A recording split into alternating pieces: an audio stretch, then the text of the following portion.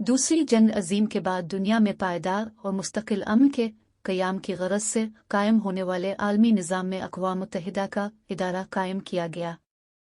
इस इदारे को तकरीबन इब्तिदा से ही जिन अहम मसाइल को हल करने का चैलेंज रहा उनमें अरब इसराइल का तनाज़ो शामिल है, जिसकी वजह से मशरिक़ वस्ती में कई जंगें हो चुकी हैं और ख़ित्ते में पायदार अमन का क़याम एक ख़्वाबैन कर रह गया है, जिसका मुमकिन होना फ़ी अलहाल मुश्किल नज़र आता है। अरब इसराइल तनाज़ो, जिसका महवर फ़लस्तीन का एक आज़ाद और ख़ुद मुख्तार रियासत के तौर पर क़याम है, की वजह से अरब ममालिक और इसराइल के दरमियान 1967 और 1973 की जंगों समेत 3 बड़ी जंगें हुई हैं। अलबत्ता जिस जंग ने अरब दुनिया और इसराइल के माबैन ताल्लुकात के मुस्तक़बिल के खदोखाल पर गहरे असरात डाले वो अक्टूबर 1973 में होने वाली अरब इसराइल जंग है, जिसमें एक तरफ इसराइल और दूसरी तरफ मिस्र और शाम थे। आज 50 साल बाद ये वाज़े है कि इस जंग ने न सिर्फ ख़ित्ते और अरब इसराइल ताल्लुकात को बदला बल्कि आलमी इत्तेहाद की हैत को भी बदल दिया, हत्ता के मशरिक़ वस्ती के बारे में अमरीका के नुक्ता नज़र को भी तब्दील कर दिया। ये एक तल्ख़ हकीकत है कि अरब दुनिया इस जंग के बाद फिर नहीं संभल सकी और इसराइल के ख़िलाफ़ अरब ममालिक के दरमियान किसी भी किस्म का फ़ौजी इत्तेहाद दोबारा तश्कील नहीं पा सका। ये जंग जो 19 दिन तक जारी रही, अक्टूबर की जंग, यौम कपूर जंग, रमज़ान जंग, 1973 की अरब ईडीपी के इसराइल जंग जैसे मुतअद्दिद नामों से जानी जाती है। अक्टूबर की 6 तारीख को इस जंग का आगाज़ इस वक्त हुआ जब मिस्र और शाम ने 1967 में इसराइल के हाथों खोने वाले अपने इलाकों को दोबारा हासिल करने के लिए इसराइल पर 2 माह से हमला किया। याद रहे कि 1967 में 6 दिन के दौरानिये पर मुश्तमिल अरब इसराइल जंग में इसराइल ने मिस्र के इलाके जजीरा नुमा सीनाई और शाम की गोलान की पहाड़ियों पर कब्जा कर लिया था। इसके अलावा इसराइल ने मगरिबी किनारे, मशरिक़ी यरूशलेम और गज़ा की पट्टी समेत फ़लस्तीन के कई इलाकों को भी कब्जे में ले लिया था। अक्टूबर 1973 की जंग के इब्तिदा में इसराइल को बहुत नुकसान उठाना पड़ा और ऐसा मालूम होता था कि जंग का पल्ला अरबों के हाथ में।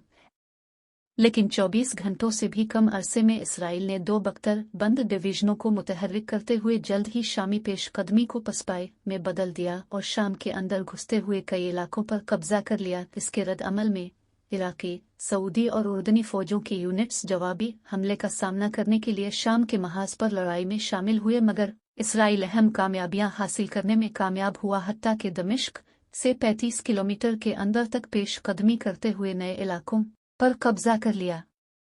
इस तरह शुरू में अरबों की फतह नजर आती है, जंग आखिर में अरबों की पसपाई में तब्दील हो गई। अरबों और फ़लस्तीनियों की इस शिकस्त को नक्सा के नाम से जाना जाता है। 17 अक्टूबर 1973 को अरब ममालिक की सरबराही में पेट्रोलियम बरामद करने वाले ममालिक ओपेक की तंजीम ने वाशिंगटन पर जंग में इसराइल को हथियारों की फ़राहमी का इल्ज़ाम लगाने के बाद अमरीका पर तेल की पाबंदी आयद कर दी, जिसका मकसद फ़लस्तीनी मसले को हल करने के लिए अमरीका पर दबाव डालने के लिए तेल की पाबंदी का इस्तेमाल करना था। अरब ममालिक ने इस वक्त तक इस पाबंदी को बरकरार रखने का वादा किया जब तक कि 1967 में इसराइल के ज़ेर कब्ज़ा तमाम इलाकों को वापस नहीं लिया जाता और फ़लस्तीनियों के हुकूक बहाल नहीं हो जाते। ताहम पाबंदी के इस इक़दाम की बदौलत तेल की कीमतों में दुनिया भर में इजाफा हुआ, जिसकी वजह से अमरीका ने जंग के लिए अपनी हिमायत का असरनो जायज़ा लिया। तेल का बहरान दुनिया भर की मईशतों के लिए एक बड़ा झटका था, जिसकी वजह से जनवरी 1974 में पाबंदी से कबल तेल की कीमत तकरीबन $2.90 फ़ी बैरल से 4 गुना बढ़कर तकरीबन $11.65 फ़ी बैरल हो गई। ताहम अरब ममालिक की तरफ से अमरीका पर आयद की गई तेल की पाबंदी 1974 में ख़त्म कर दी गई। अक़वाम मुत्तहिदा ने 22 अक्टूबर को करारदाद 338 मंजूर की, जिसमें फ़रीक़ैन को फ़ौरी जंग बंदी और इस तनाज़ा को ख़त्म करने के लिए मुज़ाकरात का मुतालबा किया गया, जो इस वक्त नहीं हुआ। ताहम 25 अक्टूबर को जंग बंदी हुई, जिससे जंग बाज़ाब्ता तौर पर ख़त्म हो गई। अमरीका ने इसराइल, शाम और मिस्र के दरमियान जंग बंदी के मुआहदों को यकीनी बनाने के लिए सिफारती कोशिशें तेज़ की और फ़रीक़ैन को ऐसे मुआहदों तक पहुँचने के लिए लाखों डॉलर की पेशकश की।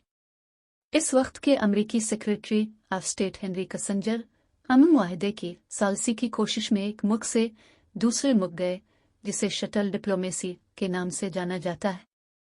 ये एक नई इस्तिलाह थी जो बैन अल-अक़वामी सियासत की डिक्शनरी में शामिल हुई। अमरीकी सदर की कैंप डेविड में वाक़ ख़ुसूसी रहाइशगाह में होने वाले ये खुफिया मुज़ाकरात 13 दिनों पर मुहित थे, जिसका नतीजा बहरहाल इसराइल और मिस्र के माबैन कैंप डेविड मुआहदा के नाम से जाने वाले मशहूर मुआहदा की सूरत में निकला।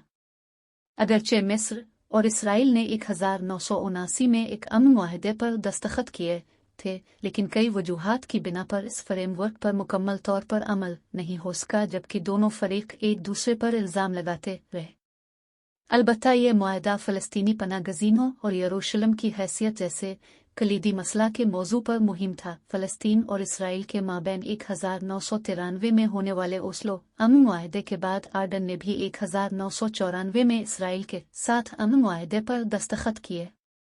अलबत्ता मुत्तहिदा अरब अमारात समेत मुतअद्दिद ममालिक ने 2020 में अमरीकी सदर ट्रंप के मुतारफ़ करदा नाम निहाद इब्राहीम मुआहदे के तहत इसराइल को तस्लीम किया है।